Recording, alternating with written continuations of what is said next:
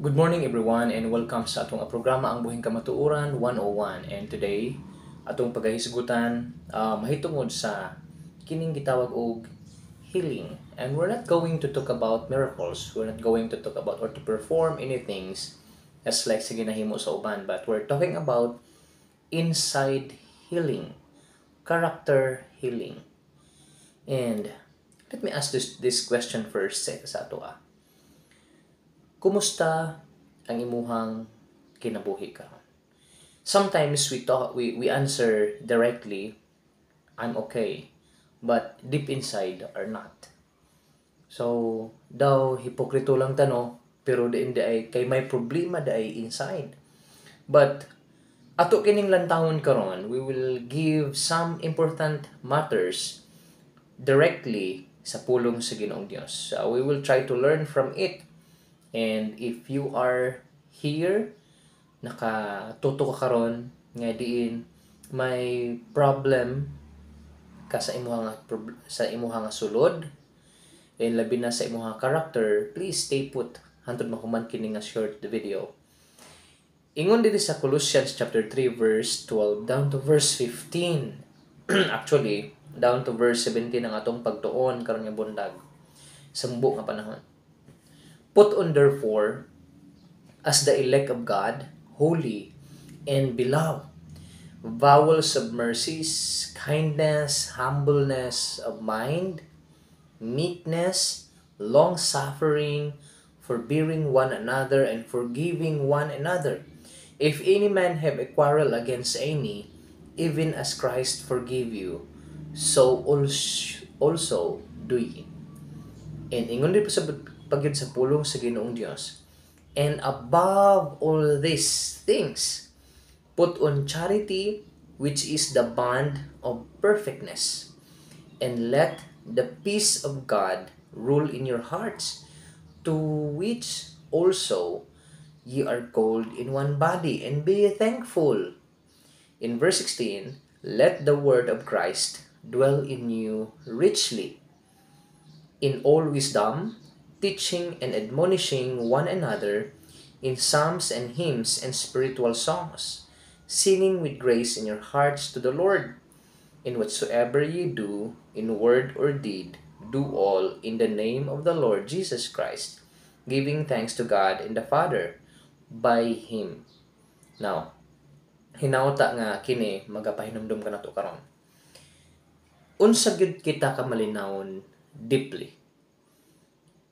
Do we really have a total or whole peace inside our hearts, inside our lives? Kay basin og wala. That's why ingon sa pulong sa Ginoong Dios, put on, isulob nato kini. Ato kining isuot. Kay nag-ingon sa pulong sa Ginoong Dios, isuot nato ang kining gitawag bowels of mercies, pagkamaluyon, kindness, humbleness of mind, dili day kita gubot og hunahuna. Muna ang mga taong gubot og hunahuna, kung makig-istorya, gubot pod. Meekness, long-suffering, mupailog. Munang giingon di sa verse 13, ang makadugang pagyud niini, forbearing one another and forgiving one another. So, magtinabangay, magkinaloy-anay. Munang giingon din hiya, aron padayon pagyud nato, do natay gitawag og inner healing. If any man have a quarrel against any, kinahanglan na kita mo pasaylo. Sa ato nga series, no, if you are on my channel na ay mga videos about forgiving. So, pwede to ninyo masundan. So, giingon din niya, aron makabaton kita padayon sa kining gitawag inner healing, peace of mind, peace of life. Ingon di ay diri ang tabang ni ini di ay di lang di ay makabaton kita, dapat nabatunan nato ang Mercy, kindness, humbleness of mind, meekness, long-suffering. 5. And then forbearing one another and forgiving one another. Then magpinasayloay. That is 8. And then napag yun, ang ikasiyam. Let the peace of God rule in your hearts. Mao daing hangtod karon, dugay na tanang alagad sa Ginoong Dios. We don't have that peace in our hearts. Wala tay kalinaw. Wala tay kalipay. Tungod kay ngano?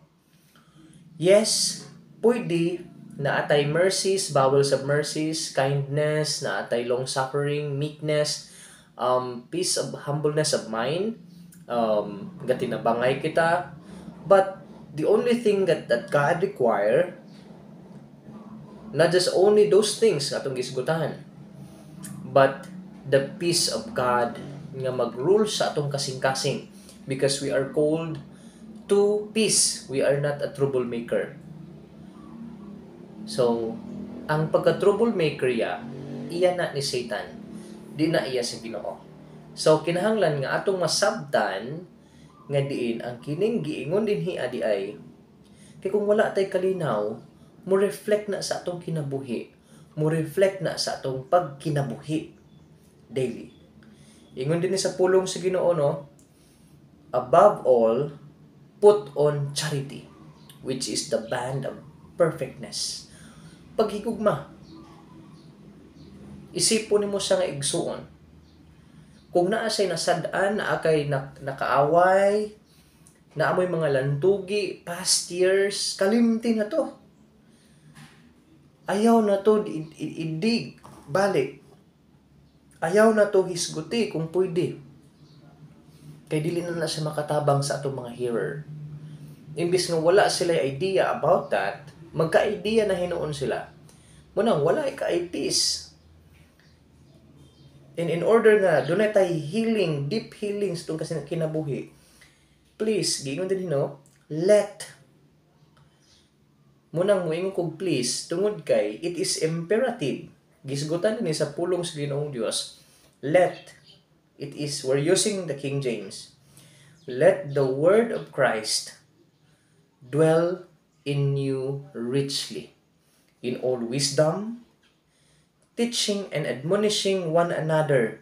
Dili di ay libak, dili di ay backbiting, dili di ay destroying, quarreling, kundi teaching and admonishing one another.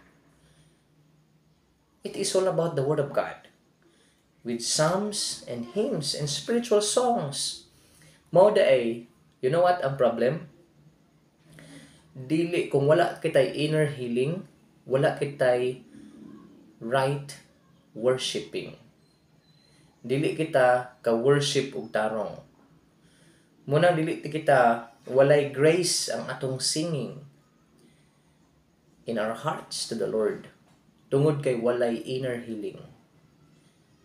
Munang napatay kalagot sa mga tao. So just remember this. Ingon din sa pulong sige in verse 17, last verse. And whatsoever ye do, in word or deed, do all in the name of the Lord Jesus. Whatsoever ye do, in word or deed, atong pagabantayan ang atong mga ngabil, ang mga pulong mga gawas sa atong mga ngabil, ug ang atong ginahimo, it should be God glorifying, as we thank the Lord for His grace every day that He bestows upon us. Kalimti ang mga nangagi. Ipahari sa atong kinabuhi ang pulong sa Ginoo. Aron nga doon na kita'y tinud-anay nga healing inside.